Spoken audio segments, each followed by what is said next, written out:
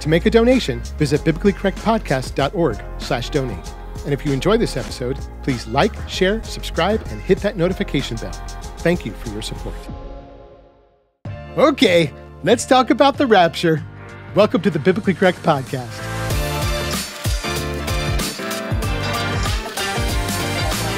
Shalom, y'all. This is the Biblically Correct Podcast, teaching biblical correctness in a biblically incorrect world. My name is Geoffrey. I'm a Jewish follower of the Messiah Yeshua, Jesus, and I love teaching the Scriptures. So last year I did an episode called Why Jesus Isn't Coming Back as Soon as You Think. And if you haven't seen it yet, I don't want to spoil it for you.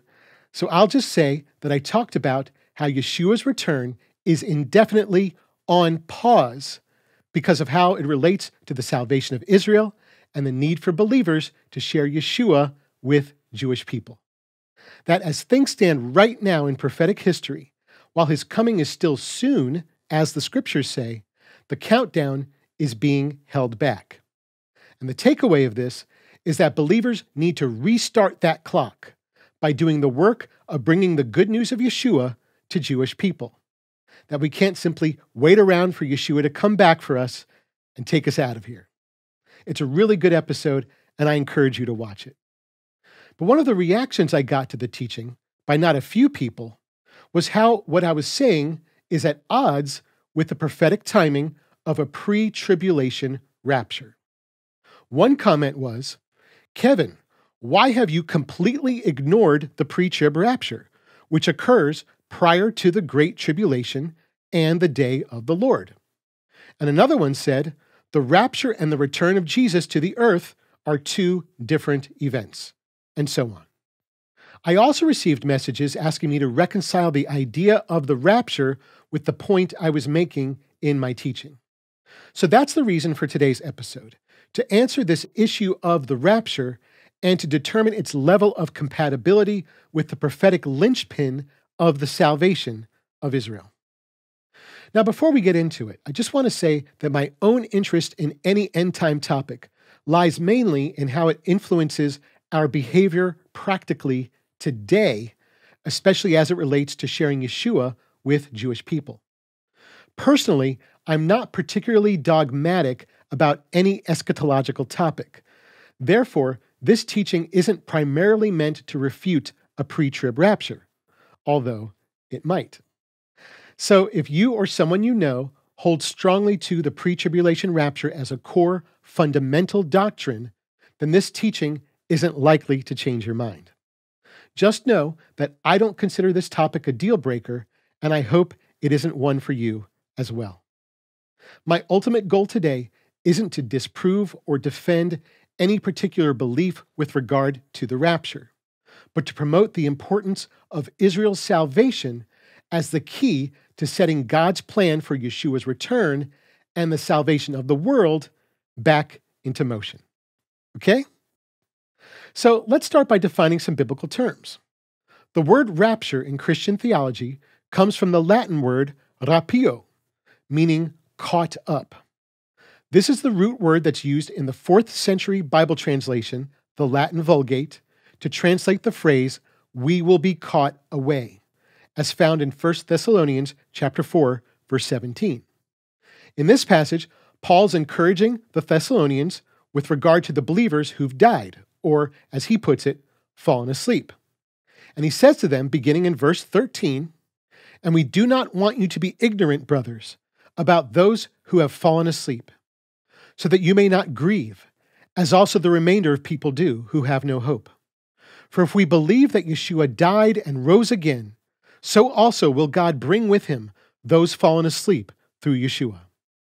For this we say to you in the word of the Master, that we who are living, who remain until the coming presence of the Master, may not precede those asleep, because the Master himself, with a shout, with the voice of a chief messenger, and with the shofar of God, will come down from heaven, and the dead in Messiah will rise first. Then we who are living, who are remaining, will be caught away in the clouds together with them to meet the Master in the air, and so we will be always with the Master. So in the Latin Vulgate, we will be caught away is essentially we will be raptured. This is where the concept of what many call the rapture comes from, or what we might call more accurately in English, the catching away.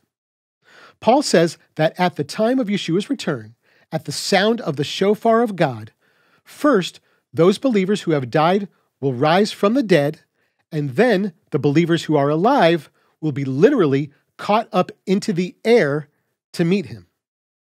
Additionally, in 1 Corinthians 15, Paul appears to add to the description of this same event, beginning in verse 50. And I say this, brothers, that flesh and blood are not able to inherit the reign of God, nor does the decay inherit the imperishable. Look, I tell you a mystery. We will not all sleep, but we will all be changed. In a moment, in the twinkling of an eye, in the last shofar. For it will sound, and the dead will be raised, undecaying, and we will be changed. So in addition to the catching away, all the believers who are resurrected from the dead, plus those who are already alive at the time of Yeshua's coming, our bodies will be physically changed. We'll no longer be trapped in these mortal bodies and will be remade to live with him forever. The whole thing sounds both really scary and incredibly awesome, doesn't it? So that's what's meant by the rapture, or the catching away. Next, let's define the tribulation. The Bible describes all kinds of different tribulations that believers will have to experience and endure. Tribulation is an archaic word meaning trouble or suffering or oppression, which is how the MJLT translates it. But in the context of the catching away, what's most often referred to is the Great Tribulation, namely the one Yeshua talks about in Matthew 24. This is what he says in the ESV, beginning in verse 19. And alas, for women who are pregnant and for those who are nursing infants in those days, pray that your flight may not be in winter or on a Sabbath. For then there will be great tribulation, such as has not been from the beginning of the world until now, no, and never will be again. And if those days had not been cut short, no human being would be saved. But for the sake of the elect, meaning believers in Yeshua, those days will be cut short. And the phrase Great Tribulation also occurs in Revelation 2:22 and 7:14. So this period of Great Tribulation will be the worst that the world will have ever seen.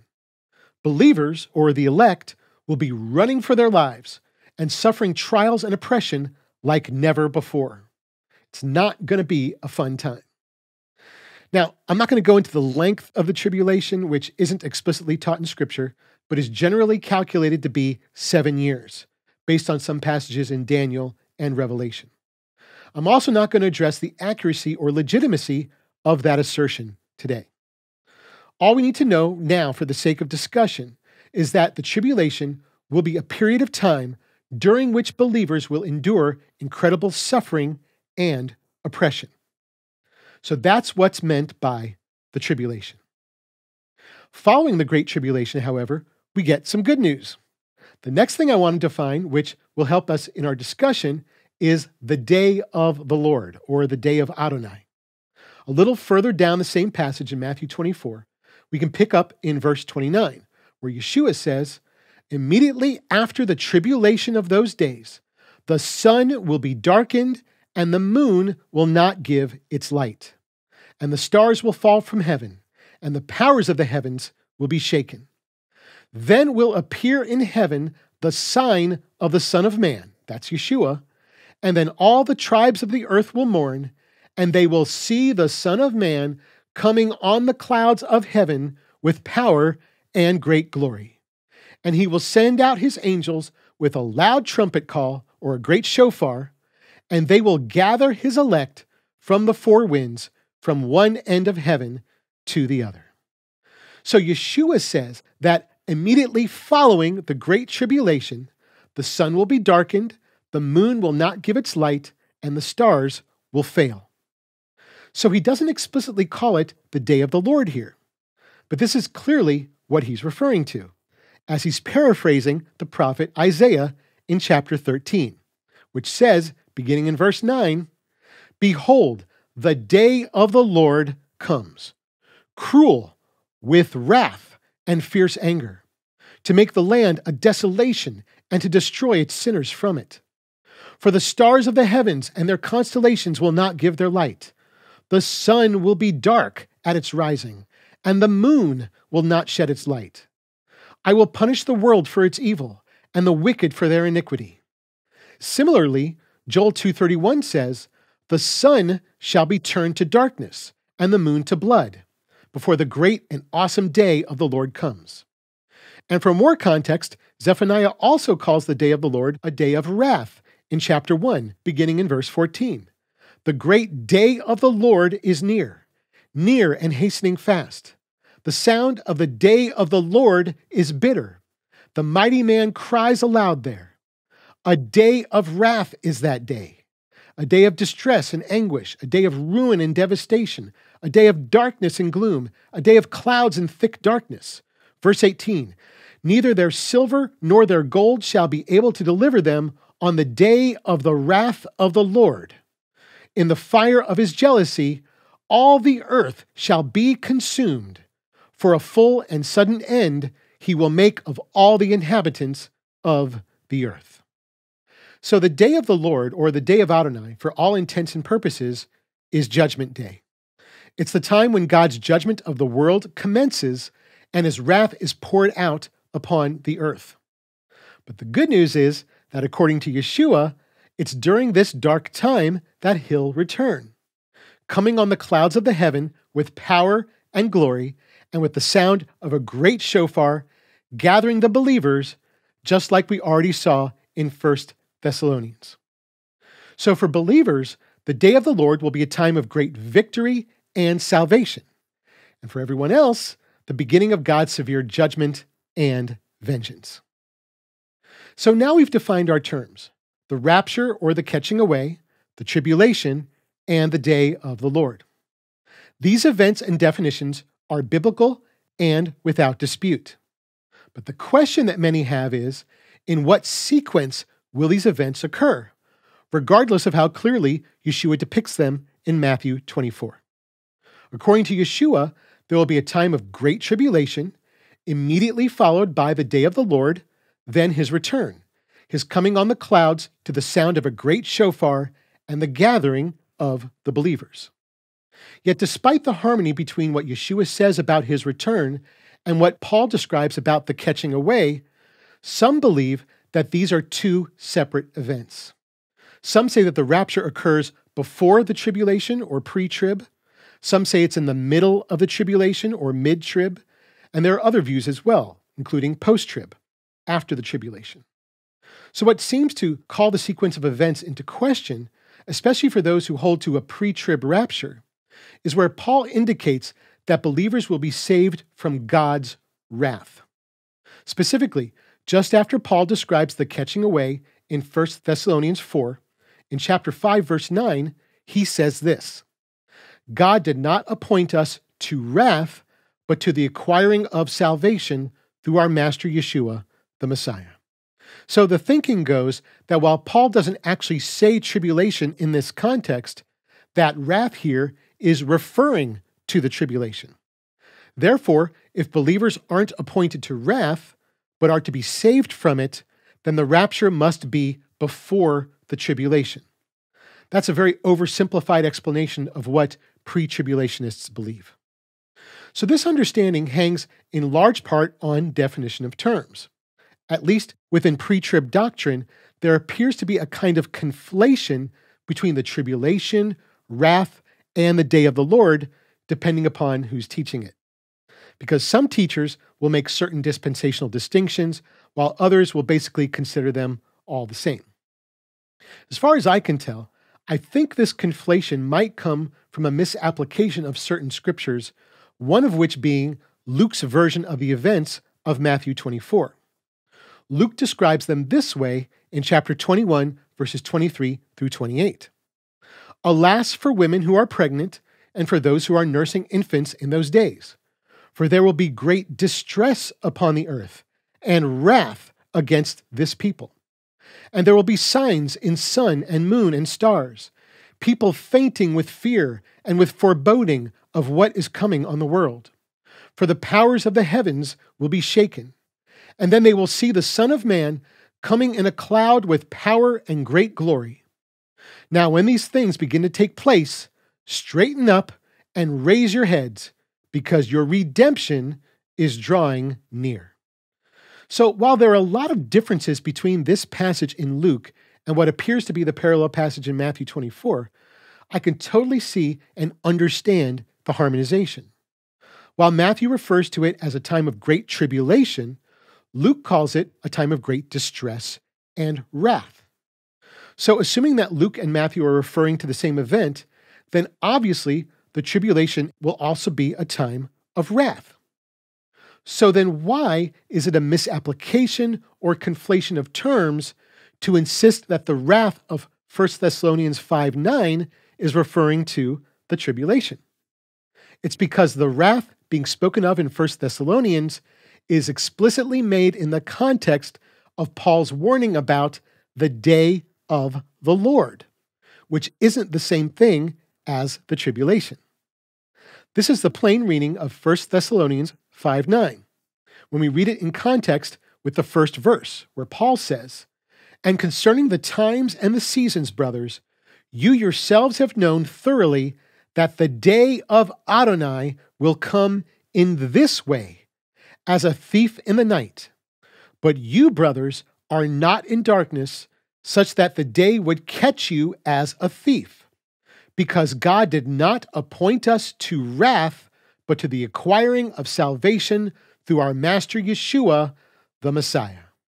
So Paul is very clearly here describing not the tribulation, but the day of Adonai. He says the day of Adonai will come in this way, and says that they will be saved from the wrath that is in that darkness. And this understanding of wrath is also in harmony with the prophecies from Isaiah and Zephaniah that we just read.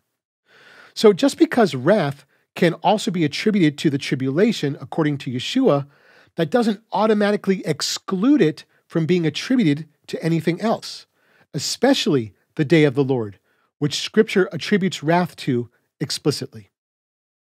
The only way that I can see to make wrath here and elsewhere be referring to the tribulation is to also say that the tribulation is the same thing as the day of the Lord, which some teachers definitely teach.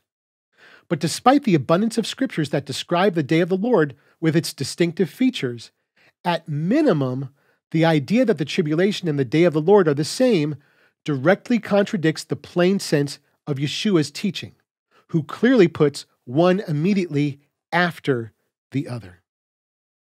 So if we aren't conflating terms, then there's no conflict between the idea of believers going through the tribulation, but being saved from God's wrath on the day of Adonai, the time which immediately follows the Great Tribulation, according to Yeshua.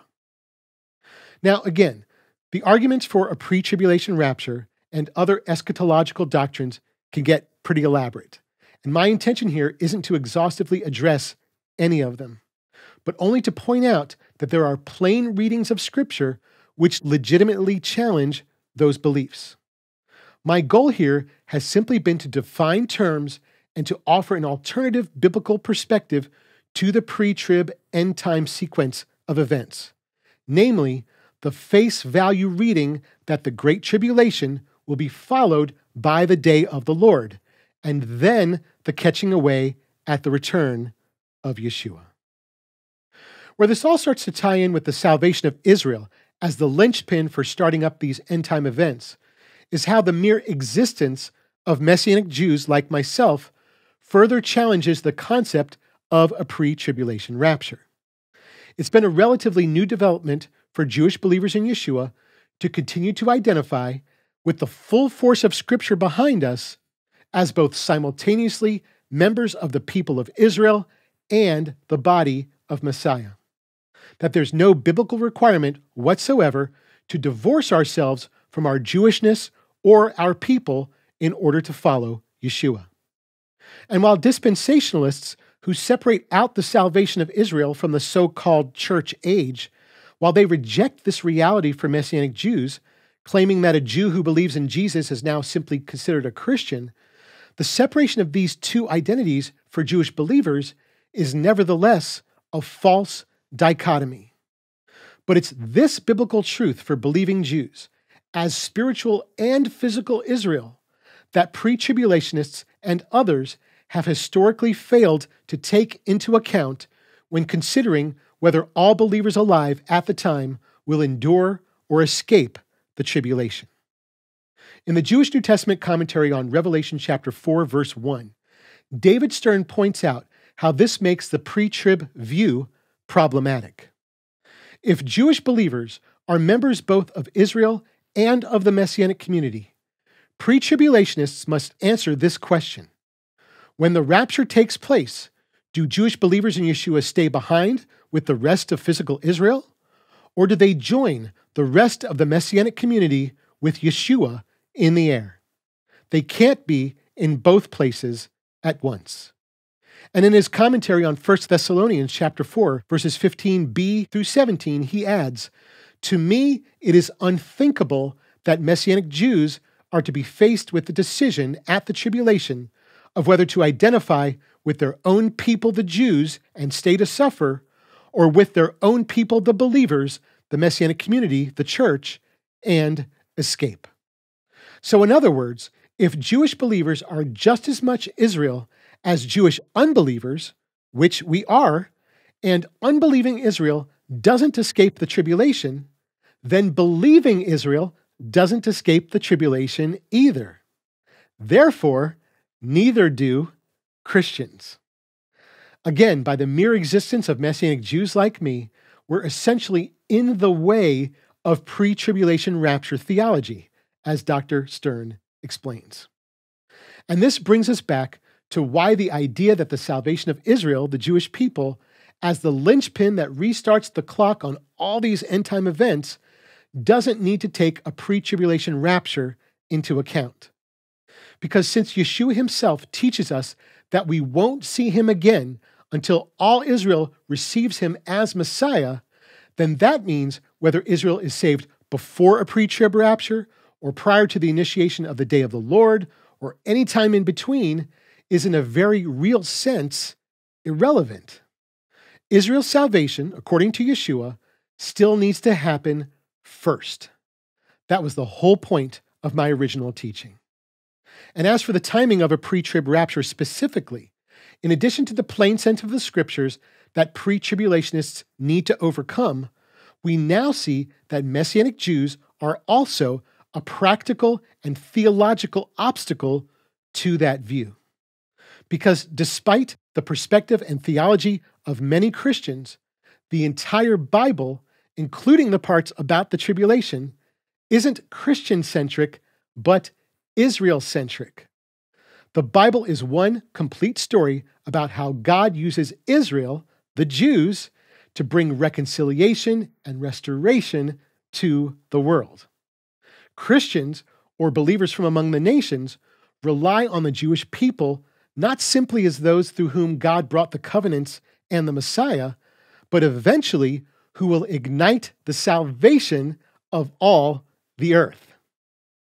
That's the point of believers needing to take the sharing of Yeshua with Jewish people seriously, because it not only blesses the apple of God's eye, but it leads Israel to finally do their ultimate job and hastens your own homecoming to Yeshua. But just for sake of argument, let's say that I'm reading the scriptures completely wrong where it comes to a pre-trib rapture or mid-trib rapture or whatever. That doesn't change the fact that the end-time event of the salvation of all Israel, as Paul teaches in Romans 11, brings us closer to our goal. Why wouldn't we want to do everything we can, especially sharing Yeshua with God's own people, in order to more quickly bring about the catching away? Because regardless of whether you reckon the rapture to come before the tribulation, in the middle of it, afterward, or some other time, the salvation of Israel will accelerate the coming of the day of Adonai and the return of Yeshua, which we all long to see. Again, as Peter teaches us in 2 Peter chapter 2, verses 10 through 12, "And it will come, the day of Adonai, as a thief, in which the heavens will pass away with a rushing noise, and the elements will be dissolved with burning heat, and the earth and the actions in it will be found out. With all these being dissolved in this way, what kind of people ought you to be in holy behavior and godly acts? The kind who are waiting for and hastening the coming presence of the day of God." And let's not forget how Paul urges us in Romans 11:13 through 15 regarding the Jewish people. "I will glorify my service if by any means I will arouse to jealousy those of my own flesh and will save some of them. For if their rejection of Messiah is a reconciliation of the world, what will their reception of him be, if not life out of the dead?" The point of the teaching that I did, which prompted this one, that Yeshua isn't coming back as soon as you think, again, I encourage you to watch it, was to demonstrate how Christian theology and eschatology generally considers Israel's salvation an afterthought rather than something that we should not only be actively participating in, but recognizing as the ignition key to all end-time events. None of us should be holding so tightly to a belief like a pre-tribulation rapture, which isn't explicitly stated in Scripture and is hardly considered widespread settled doctrine, that we'd rather risk delaying Yeshua's return than even entertain the idea that sharing Messiah with Jewish people literally affects your future, that God actually expects you to daily put your faith into action in all areas of life rather than just biding your time and waiting to be unexpectedly caught up into the air to be with Jesus. The end of any eschatology shouldn't be the eschatological conclusions themselves, but rather having an expectation of the future for the exact reason that Yeshua and Paul and Peter brought it up in the first place, to cause us to be ready to persevere and, through our godly actions, to hasten the day of God. I hope this teaching has helped to put some things into perspective for you and maybe even given you some things to think about. And as usual, if you have any questions, my email is at the end of the episode. Please feel free to reach out. I'll leave you then with this final thought that I shared in the previous teaching. As followers of Messiah, this is our time to accept responsibility, to hasten Yeshua's return, because that's what our God has been patiently waiting for us to do.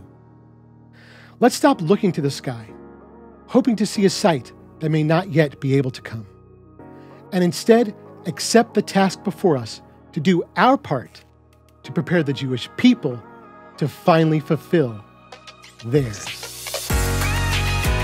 Thanks for joining me for this episode of the Biblically Correct Podcast. If you like this episode and want to see us make more, then we need your help. Visit our website at biblicallycorrectpodcast.org to support the work of Perfect Word Ministries and MJMI with your much-needed donations. And of course, don't forget to like, share, comment, subscribe, and ring the bell to receive notifications whenever a new episode is posted. If you have any questions about this teaching, or if there are any other topics you'd like to see me cover, leave me a comment or shoot me an email at kevin@perfectword.org. That's kevin@perfectword.org. Until next time, remember that every scripture is God-breathed and profitable for teaching, for refuting, for setting aright, and for instruction that is in righteousness, so that the man of God may be fully equipped, having been completed for every good act. Shalom.